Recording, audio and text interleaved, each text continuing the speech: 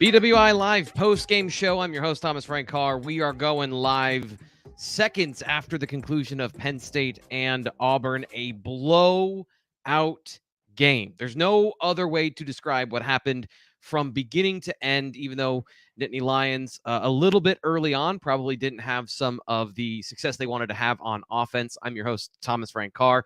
I'm going to be taking you through a blowout victory. And I'm going to need your help here because I never know where to start in these situations. I'm doing 1,000 things right before the show. And let's just talk about the players you want to talk about because nobody had a bad game.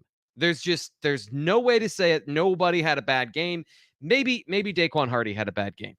But early on, didn't matter. Nittany Lions recovered from that. A 17-point third quarter. Penn State came out and poured on gasoline and lit a match. Once again, Nicholas Singleton leading the way for the Nittany Lions on the ground. Only 10 carries again. He is so fresh for the Big Ten schedule. 124 yards. So really a terrible performance from him, going from 17.9 yards per carry down to 12 and a half. So, should we be worried about I can't even keep this up. It's a BWI Live post-game show. We've got our regulars here in the chat. Thank you so much to Ryan Furness, who always supports the channel. He donates to the post-game show. Really appreciate you. You guys are my co-host tonight.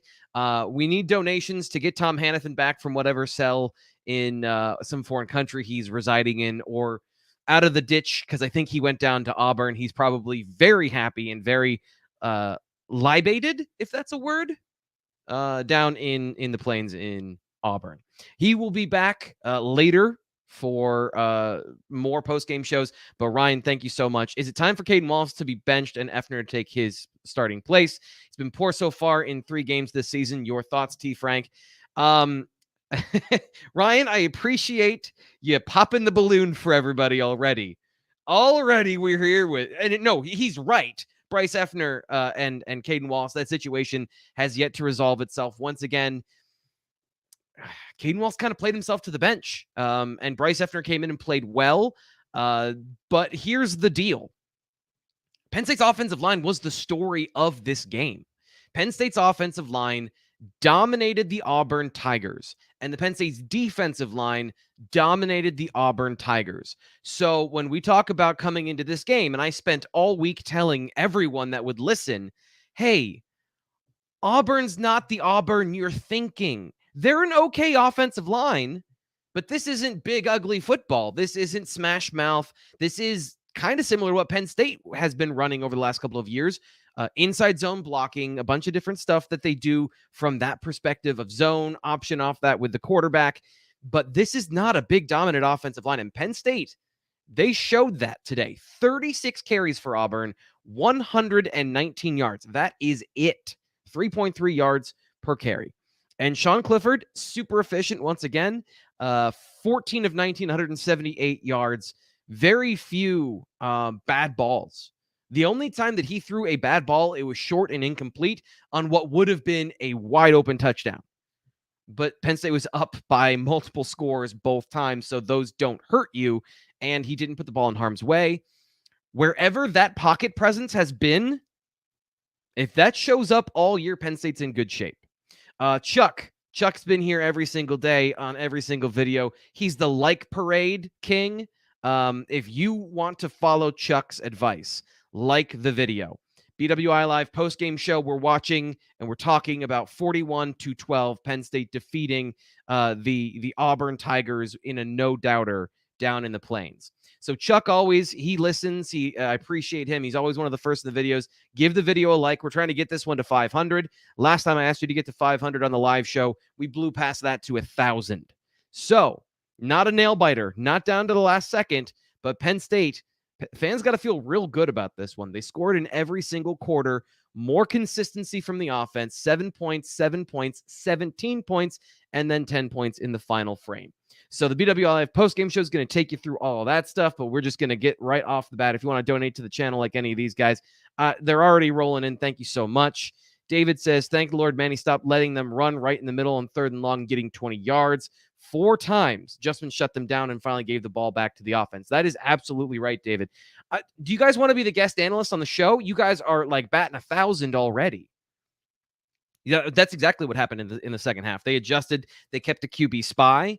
They did a little more contain rushing, but also they just won. They won all of their assignments. They were able to get to the quarterback in a big way all game long. 4 turnovers in this game. Let me pull up the stats here as well on defense to see just if I have this correct here.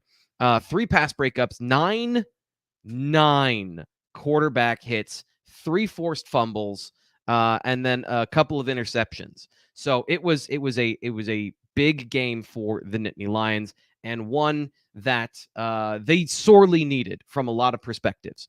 There's not a lot here, by the way. Getting back to your comments, talking to some of the things we talked about this week, and before we get on with more of your questions, I don't get opportunities like this very often. So I'm not an I told you so guy. I'm not that.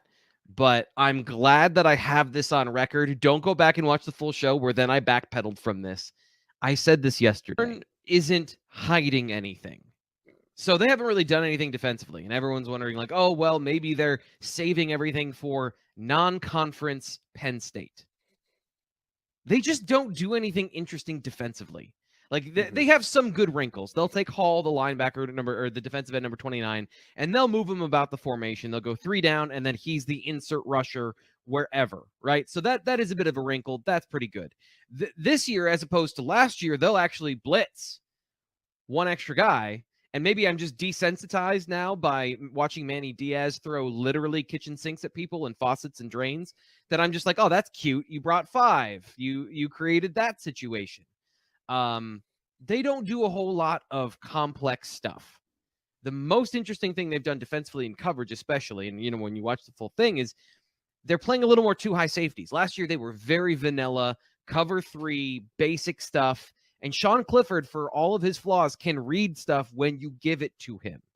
So if they give him reads, I don't have any problem giving Penn State.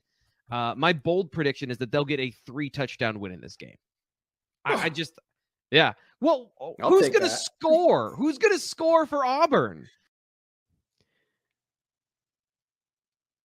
Is this where I tear my rotator cuff, patting myself on the back?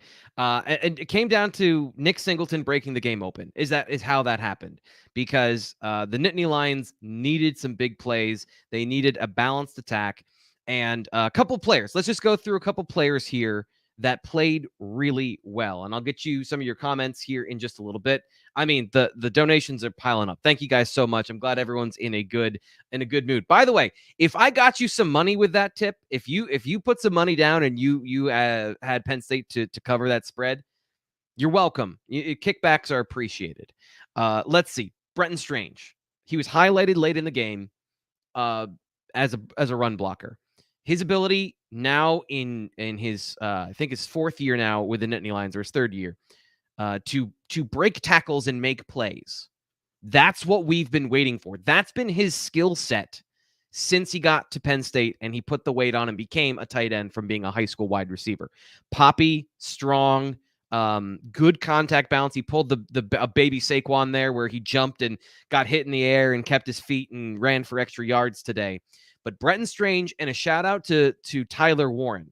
I don't know how his PFF run blocking grade is gonna pan out here, because I wasn't watching him on every single play. But early on, he got pushed around, and that's been an issue for him this season. And then something just changed, and he started putting his face mask into people and moving them off the football. And that was the story of this game. Penn State's offensive line bullied Auburn. They flipped the script on the Tigers, and they were the guys that were pushing 2 and 3 yards down the field. I already have a plan of what I'm going to talk about on my film study. I'm super excited because it's not going to take me a whole lot of time.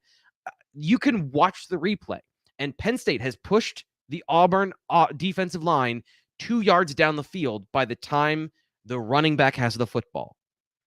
I was not expecting that. Come back. He was appreciating that, watching Olu and Wormley bully people. You know what the difference between Sal Wormley and some of the other players that Penn State's had on the interior over the last couple of years has been that he holds his blocks. He maintains contact. And when you have players that have explosive speed, that matters. That creates those big lanes. And we'll get into some of the things schematically that Penn State was doing on the offensive line.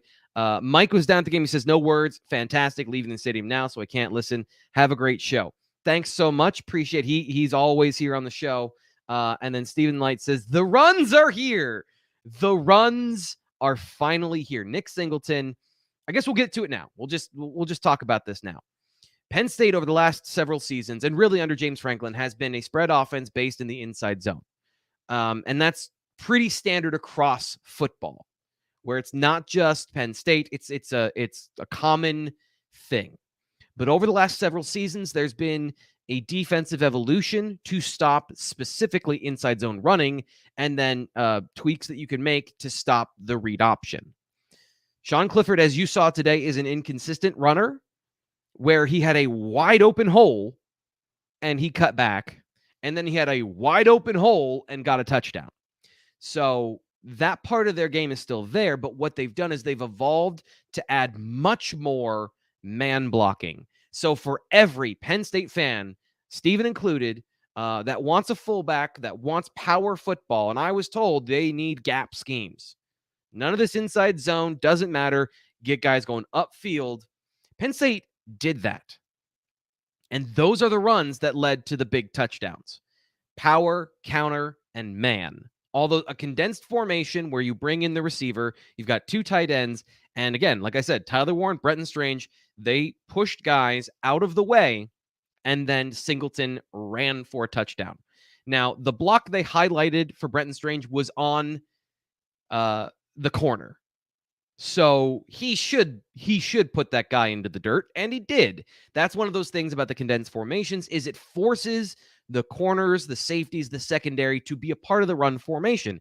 And if you're covering Parker Washington and all of a sudden he's now there in the box and you've got to fit as the edge defender there, you've got to fit as the contained player, and then you have to go up against Brenton Strange, and all of a sudden there's a wide lane for the fastest guy in the football field. That's how Penn State is making those plays happen.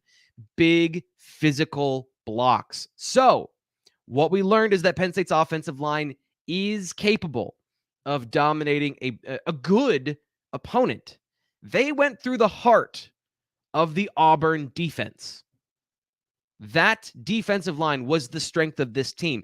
And Penn State, and I'll put it up here for you now. I'll show you the final score. Let me get it up here so you don't see my notes or any of my private things here on the screen. But here we go.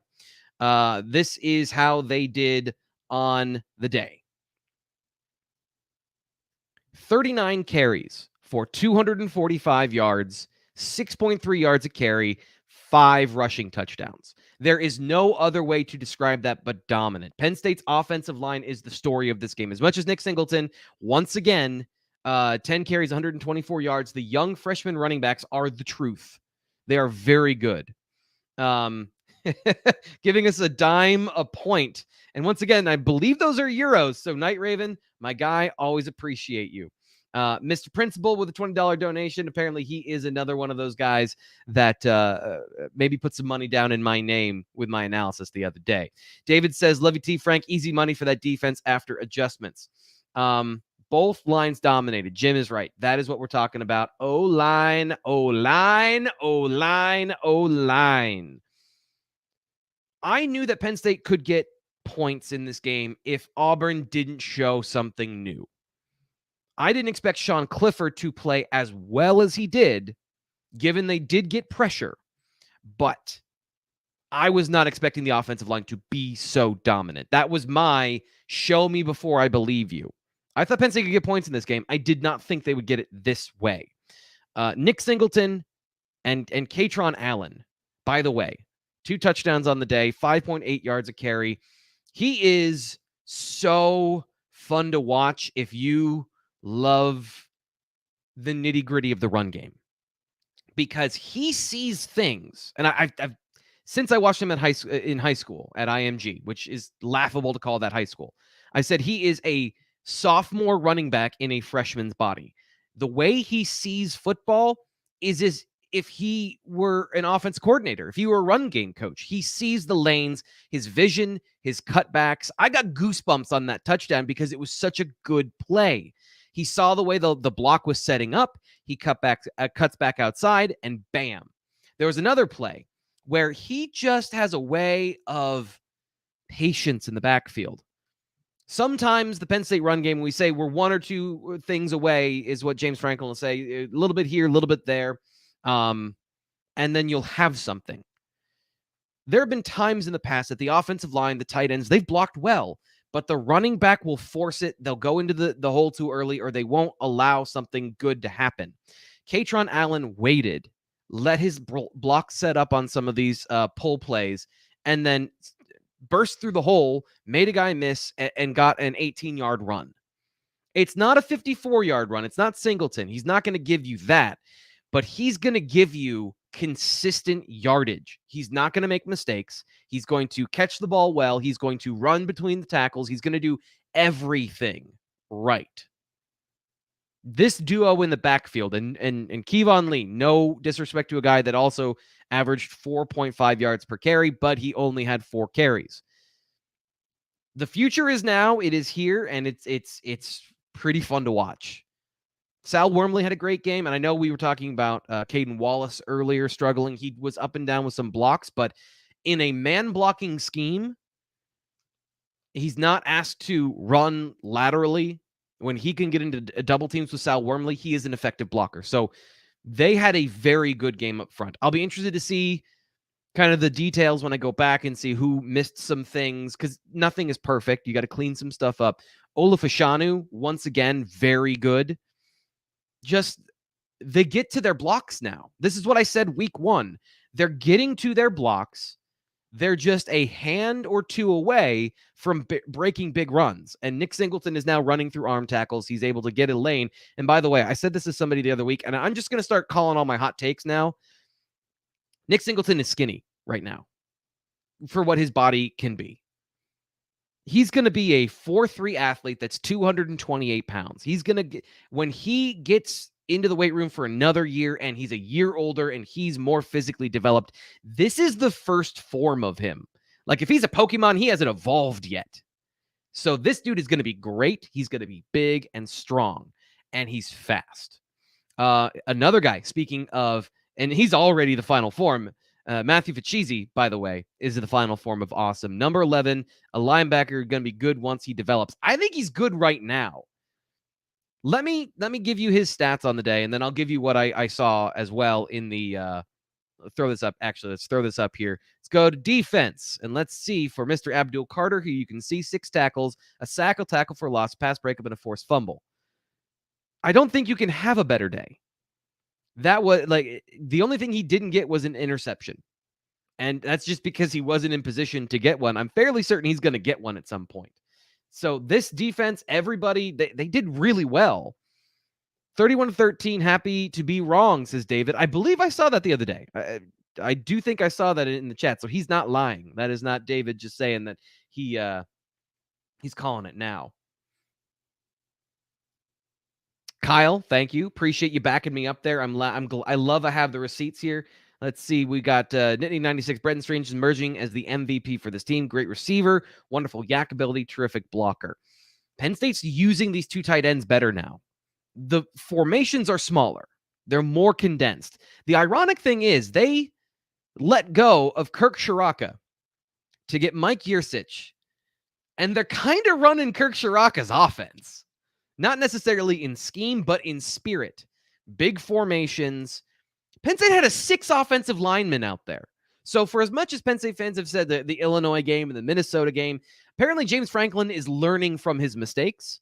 And he has a 6 offensive lineman set with 2 tight ends and ran it down Auburn's throat. So for every Penn State fan, and again, the story too about James Franklin coming into this game doesn't cover when he's the favorite in road environments. All that's different today. How did Finley have a higher PFF grade than Clifford? We'll see if that stays. He will not. He will absolutely not. And this is going back to, It's a unit of production for PFF in terms of your output that particular game. During the first game, Sean Clifford threw the ball to the other team a couple times, and he was not making particularly sound decisions and plays. Then last week, this is, by the way, my analysis, not PFF's. This is my analysis of the film, and I do agree to a point. I haven't watched all of Finley's film from Mercer. I would imagine that's a big part of it, is playing Mercer. But during the Ohio game, Sean Clifford was good, but he didn't do anything exceptional. He didn't throw the ball into a tight window down the field with a touchdown or anything like that. He just operated the offense well, got them 24 points, and then didn't play the rest of the game. That is not going to be the case. He had another solid game today. Larry, I'm not going to try and get everybody's name, by the way. Larry here says, those boys on the War Report didn't respect Singleton. I watched your crossover stream, watched the videos. They didn't think Penn State was better. I had 31-17, assuming we stopped the run. PSU getting better weekly. And that's a good point. And thank you for the donation. If you want to be like Larry here and you want to donate to the channel, we're talking to everybody, but if you do donate to the channel, first off, I'll see it. Everything's going 1,000 miles an hour. I'm here by myself on the show today. So I'm operating the controls, flying the plane, and looking out the window, looking at the scenery, talking to you guys. So if you donate, I will see it. We'll get it on the air. And thank you to everybody who's donated so far. Very generous crowd tonight. Everyone feeling good about Penn State's victory. And this one's free. If you like the video, totally free. And it helps out the channel. We got 400 people watching. We have 113 likes. Let's just get to 400 to start. How about that? That would be super helpful. They are getting better each week. The offensive line has gotten better in this week from last week. They performed worse against Ohio than they did against this unit. So does that sustain? That's going to be my question. And I don't want to be the guy who's sitting here saying, you know, it was great when you ran for 250 yards against an SEC team, but can you do it again? Like, if they don't do it again next week and a team is selling out to stop the run, I'm not going to be super disappointed in this group or think that they had a bad game. Like, we'll find out how that goes, right? But the team is getting better. Abdul Carter had a great game. Curtis Jacobs had a great game. Let's talk about the Penn State will linebacker situation. And I know the natural evolution of this particular conversation is going to be, well, why don't you play him at Mike linebacker? Why don't you play Abdul Carter at Mike linebacker, get him on the field? He can't play fast if he's thinking. There is a little bit less. The Ohio Bobcats to the SEC, they also allowed 46 points. So pump the brakes a little bit, but yeah, mad respect for the Ohio Bobcats. Where was I? Yes, the Penn State linebacker situation. During the offseason, I was talking about this particular subject of Penn State's thin at linebacker. And if you consider just the box guys linebackers, because that's the body type you're taking from, those are the players that are going to be in the Will and Mike position. Sam linebacker, those are safeties now. They're playing linebacker, but their body type, their skill set is coming from that position. So when you condense that, you up your level of players at each position. So Abdul Carter and Jamari Budden and Curtis Jacobs all at that Will position. You now have two bona fide starters, essentially, after the way he played today in Abdul Carter and Curtis Jacobs. I'll go on further and say you've got two NFL linebackers at the Will position. So you have depth there. The Mike linebacker position, this was a Tyler Elsdon game. He played well in this game. He played, I would say he played very well. That's another one of those, have to go back and look at the tape, because you don't know if somebody accidentally went into the wrong gap and then somebody else blew up the play. So we'll get a full film evaluation at bluewhiteillustrated.com in the next couple of days. But for now, the post game, Tyler Elsdon made some big plays, chasing guys down and forcing the cutback. So I just think it's amazing too that throw this up here again and go to the rushing stats for Auburn. Nothing here killed you. If you look at here, Tank Bigsby, 9 carries for 39 yards. Jarquez Hunter, 5 carries for 16 yards. The impact at times felt bigger. And of course, the rushing yards from Finley and from the quarterbacks here from Ashford are much lower than they actually were because of the sack yardage. That is something that's different in this game. That some of that yardage came from those plays from scrambling, and we kind of covered that. Manny Diaz adjusted. That was the thing I didn't think they needed to do in this game. Is you can pressure TJ Finley just by making him read out a play. He actually was better than I expected until he fell apart. And of course, you look at the passing here, 296 yards passing overall, but 2 interceptions by both quarterbacks. The hallmark of this defense is not just that they get the sacks and they finally got home and they broke down the door in a big way. 9 quarterback hits, a handful of sacks. They were able to force quarterbacks into bad situations. This defense, as long as you get some pressure in these situations and Penn State's DBs hold up and the majority of them are playing very well, Penn State forces the quarterback to throw into tight coverage because you have to throw quick. And if you don't throw quick, you're going to get sacked. And if you do throw quick, you're throwing into a tight window and your receiver has to make a great play. Against these players, this particular group, that's not going well. They held another group of quarterbacks to just around 50% completion. So Penn State, what they're allowing through the air is really good so far. Jim McAndrew, thanks for the donation to the channel, my guy. My wife gave birth to our first child yesterday, and Penn State bullied an SEC team on their turf. Life is good, folks. Jim, I just want to stop here. Guys, Jim had a baby yesterday and donated $5 to the channel. He is going to be a great dad, but he's not showing great judgment in this moment. I appreciate it. But Jim, thanks for the $5. Maybe I'll give it back to you later if we see you in person, because having a kid, I imagine you're going to need some extra scratch. But thank you. But in all seriousness, thank you so much. Appreciate your donation to the channel, and congratulations. That's a good weekend for you. Hope everybody's happy and healthy. Sounds like they are. They hired Yursich to get Drew Aller. I think they hired Yursich to come up with good game plans. And the evolution, I'm going to go back to this because they carry the ball 39 times. I don't have a whole lot to say about the passing game tonight. There's not a whole lot to say about the passing game because they threw it 23 times and, 4 of those came, or I should say 3 of those came when the game was over. You put in Drew Aller and Christian Veilleux. Once again, Drew Aller 2 for 2 for 29 yards, looking really good in mop-up duty. But Keandre Lambert-Smith with that throwback pass, a great play design. People wanted to know last year, what's up with the lack of creativity from Mike Yursich? And this is the game. This is the point in the season where all of that changed. They had the pass to Strange down the seam with the hurry up. They had that exchange with Caedan Wallace out in the slot. They were doing some creative things during the Auburn game. And then their base offense stopped operating well. If you can't run your base plays, then the trick plays don't matter because they're just a one-off. So if Penn State gets these one-off plays every once in a while, and they're not going to work every week, they might not work against Central Michigan next week. But if you can get these one-off plays here and there in critical moments, and your bread and butter stuff is working, then you're golden. And this is exactly where they want to be. And that's the biggest difference between last year and this year. And if you're tuning in now, you're coming in, we're talking about the game. This is the biggest difference is they're not just their running game, but their intended plays are working. It's not broken plays. It's not guys just bouncing to the outside last week. Penn State designed a play to go through a particular gap. It went through that gap, and they got a touchdown. So the offense is healthy heading into the final non-conference game in terms of not just player health, which that can change in a minute, but schematic health.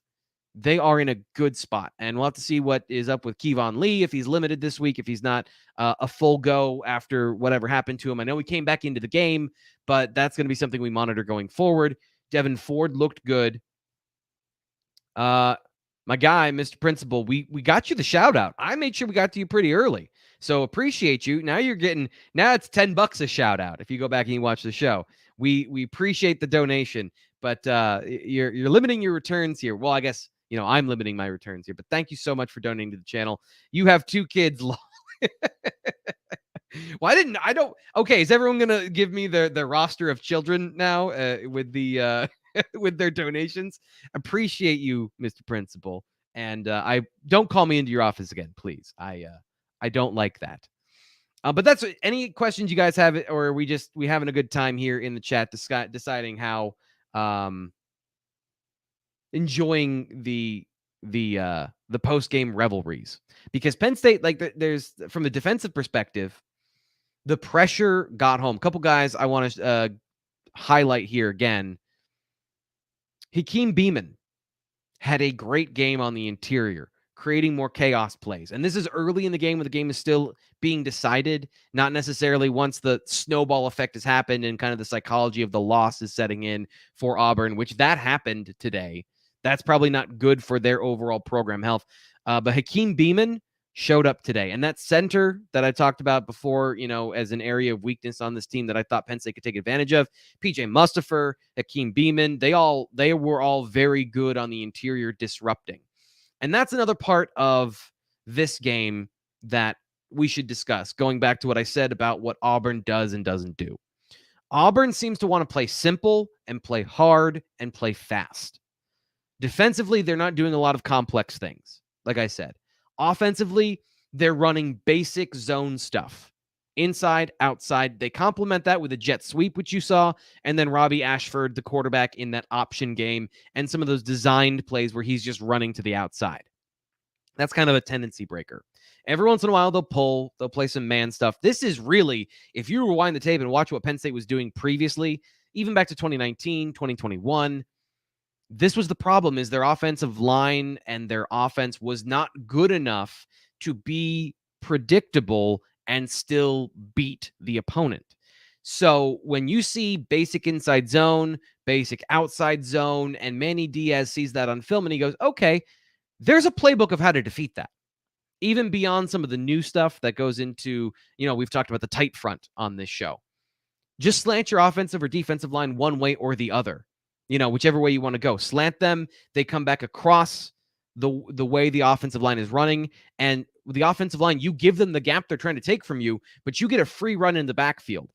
That happens so much. If you remember the play where I think it was Jarquez Hunter had the ball, Hakeem Beamon and Tyler Elsdon and somebody else were all right around him. I think Chop Robinson. Everyone was right around the running back. It's because they knew the play that was coming, and they beat it, and they all got in the backfield because that stuff was on film. They knew how to beat it. It was simple. If you're not executing at a high level, anticipating what people are trying to do to you, this is where, if you want to talk about Iowa, and the difference between Iowa and other programs is they do these things, but they are so good at those things. They are so good at playing the run in those certain systems and making you anticipating what you're going to do and taking advantage of it. Everyone's on the same page, but that doesn't mean that they're electrically great along the offensive line. They're good at what they do.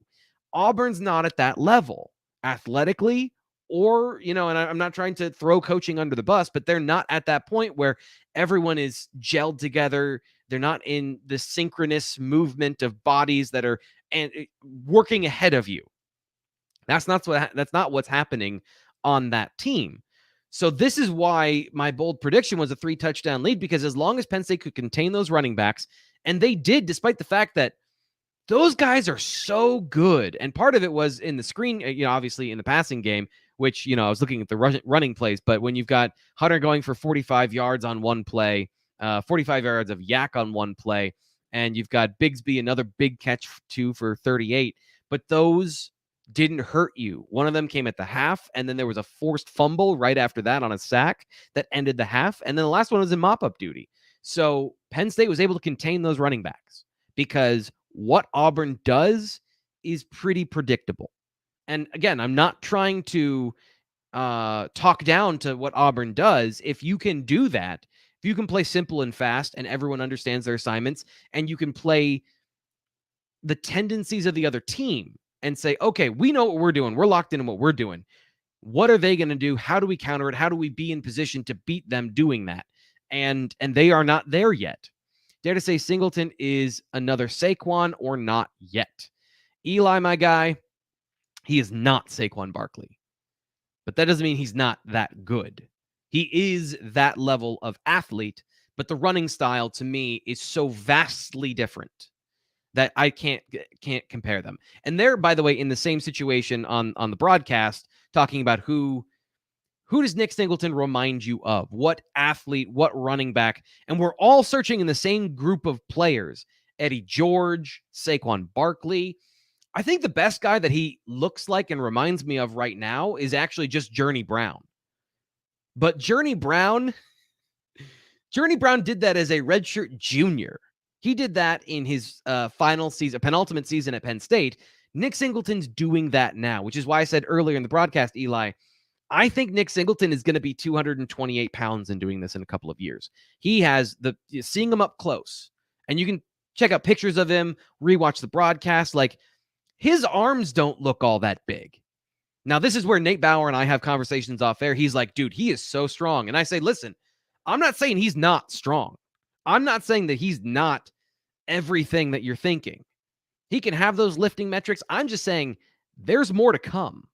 There is more that I think he's going to be. So when you see him wrapped up and there's 2 or 3 guys and he goes down right now, or that one play where the guy pulled his shoe off, in a couple of years, whether the shoe comes off or not, he's breaking that tackle. His leg strength is going to improve, and he is going to have the mass and the momentum to keep his feet and break all. I think he's going to be so good because he's got the tenacity, the downhillness.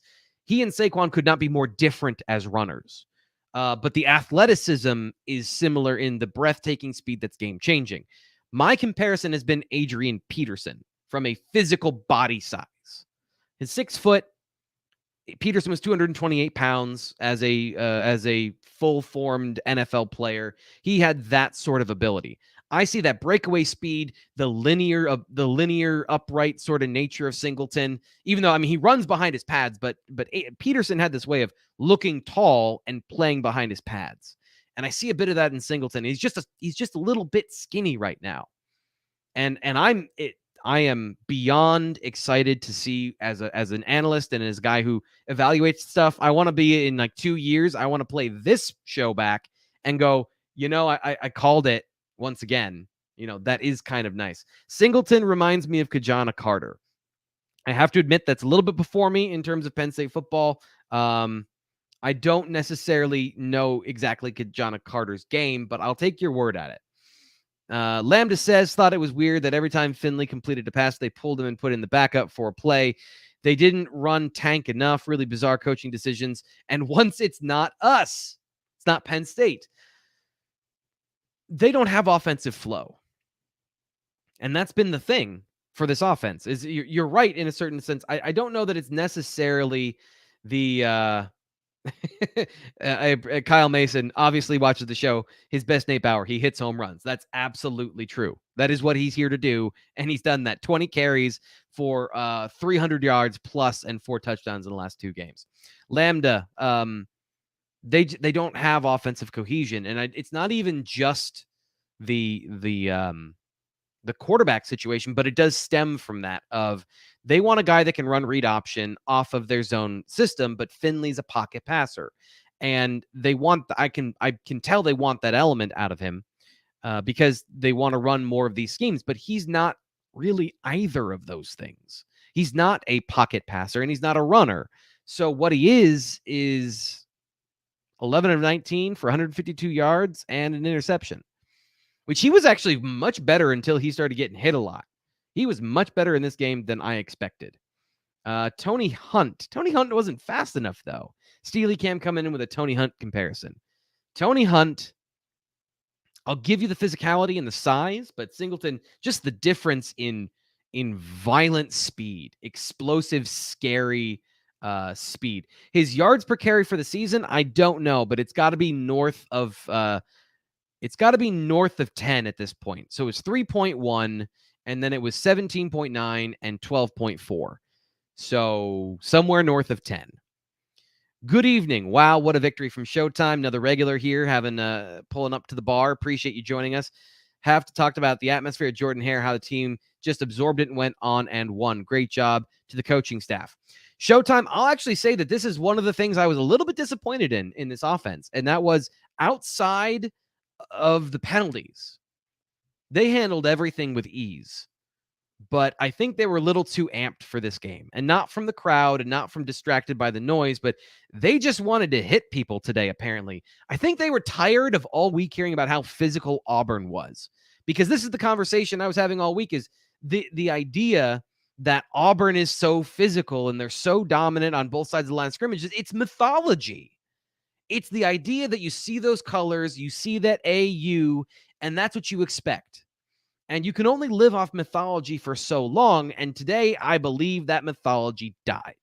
Now, they can recover. They can absolutely recover. They can still be the team they want to be. But what we learned today is that Penn State is good.